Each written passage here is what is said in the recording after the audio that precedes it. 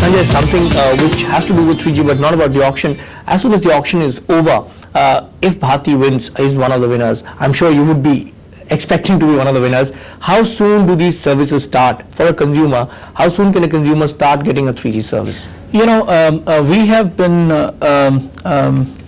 looking at the broadband opportunity in this country, and therefore trialing out with various strategic partners over the last 2 to 3 years. We also carry a huge 3G experience in other parts of the world, including Sri Lanka and through sister organization in Jersey, Guernsey, Seychelles, etc. Singtel is very well versed, who are one of the biggest investors in our company on 3G services. So over time, the investments that we have made in our network are fairly 3G ready. For example, the core network is 3G ready, the IN platform is 3G ready, the passive infrastructure can take the 3G loads, and content and applications that we have developed are very much 3G ready. So we have our support systems and backbone which is very 3G ready. Now the only thing that you really have to differentiate and invest in probably additionally is the radio side of the network, which I'm sure can be done in a fairly fast time. I would say once we are on the block, we should take no more than 6 months, 7 months to get our 3G services up and But we can expect some services next calendar year. Definitely. Yes, God willing, and you know, all spectrums dished out, you should see wireless broadband live and kicking in this country in the next financial year. That was 3G, but the big issue and the big concern also for all operators, and not only for Bharti of course, is 2G spectrum as well.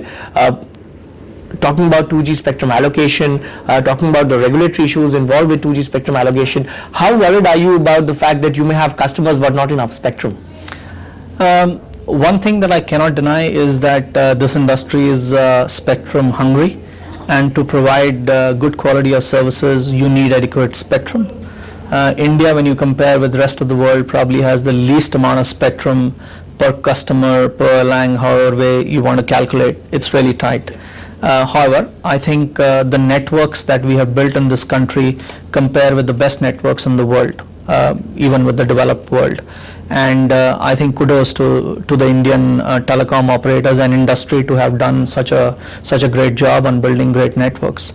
However, given that, when you come down to big metros and big cities, the amount of spectrum given at times really forces you to reconsider your strategies and deploy more sites, more alternate solutions in terms of in-building tower-mounted antennas, etc., pico sites, and many more other solutions to make sure the customer experience does not suffer.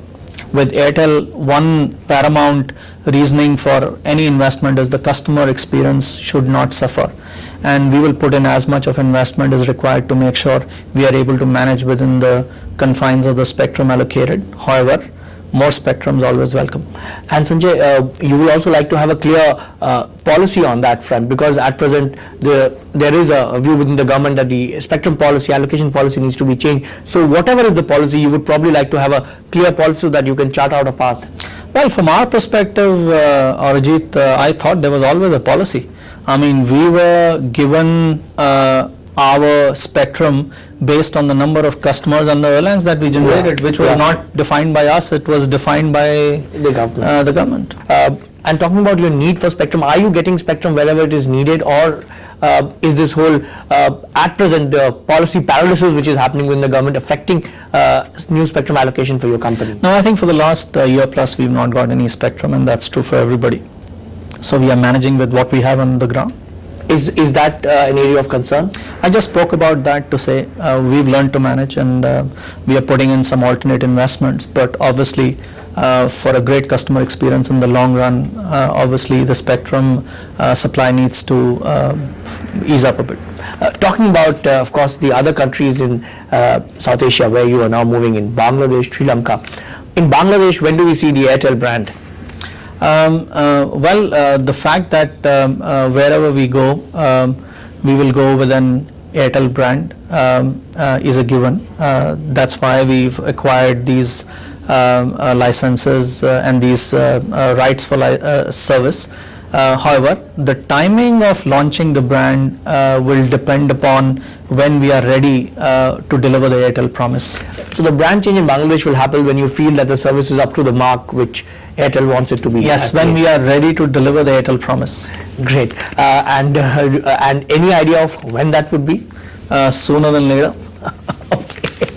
Sanjay, moving on to, of course, the other issue and the other business which you were talking about, looking at becoming a lifestyle brand. If you look at the telemedia business, the sort of revenues coming from there and the margins have been somewhat stagnant compared to the mobile business. The mobile business, of course, is a very fast growing business, but there has been a view that it is not growing as fast as it should have been. So is that going to be now a big focus area for you? Well, I think when it comes down to our enterprise business and when it comes to our data business, the focus has been very intense. If you look at our telemedia business, for example, the voice is depleting for a simple reason that voice is all moving to mobile. But we've been putting all our efforts to make sure our penetration on DSL and data goes up. So our DSL penetration is today about 42.3% on our total telemedia customers, and the data grew almost 2.2 times over last year.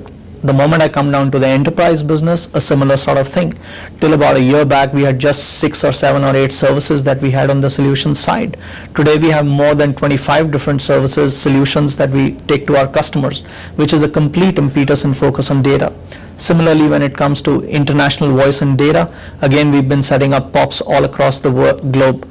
We have more than 5 POPs today and expanding. Probably there'll be 14 or 15 by the end of this year. So the focus is completely moved on here. We recently announced our foray into the digital media exchange and teleport services, which again is spelling a change on how we look at B2C and B2B going forward on lifestyle basis. We set up, like I told you earlier, a vertical around M-commerce, where we actually hired a banker to run that. We set up a vertical around M-entertainment, where we hired somebody from the entertainment world. Going forward, you will see the advent of many new verticals, probably health, advertising, and many more, because eventually this is one ubiquitous service that can actually provide access to many of these lifestyle services and value add, given the rich content applications that we bring and the rich customer information that we are able to mine. But what happens to DSL with WiMAX coming in, because that's going to give internet without wires? Well, we are agnostic to technologies. We will bring whatever makes sense for our customers. Right now we use copper as the last mile. Tomorrow, if you think WiMAX can provide a better advantage and efficiency to provide a last mile, we'll be happy to look at that technology as well. Talking about the DTH business, about 2.5 million DTH customers, when is this business going to turn profitable for the company? In any new business, and we've learned it with our own experience, you have to provide for the gestation periods. The good news is that the DTH industry added about 15 million customers in the first 5 years and added 10 million new customers in the last 1 year. There are about 6 players in the market who are competing, and the good news is incrementally we are adding more customers than any one of our competitors. This only tells us that during this gestation period, we need to make sure we build a critical mass, and we need to make sure that we have a great customer experience. I'm sure profits will follow. And from your operations in Sri Lanka and Bangladesh, are they already profitable and are they giving you any money? Too early.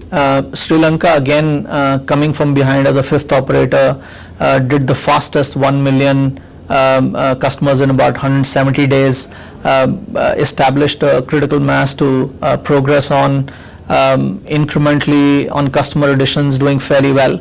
But on revenue market share, I think we are more like 4.5% or so. Okay. But given any comparison to new entrants in India, I think we are doing far better. I'm hopeful that Sri Lanka will be a great story going forward and has great synergies with India operations. Finally, looking at the year ahead, this financial year, protecting revenue market share in India has also become a challenge now with hyper competition happening. Do you think that Bharti will be able to sort of protect the revenue market share now, because the last 2 quarters there has been some amount of a fall in that?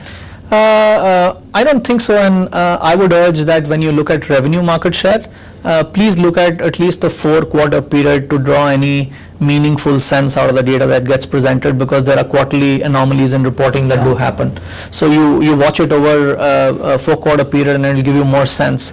I think we've been very focused on our revenue and market indices, and also mark-to-market indices. Therefore, I would suggest that if we can be in these ballparks, we have a reasonably high market share given the number of players in the market. If we can be in the ballpark of around 30-32%, I think we've done a great job, and the whole idea is to make sure we are in those ballparks. Thank you, Sanjay. Thank you for being on the show. Thank you. Thanks so much, Arijit. And thank you for watching the show. But please don't go away. There's still lots more to come on NDTV Profit.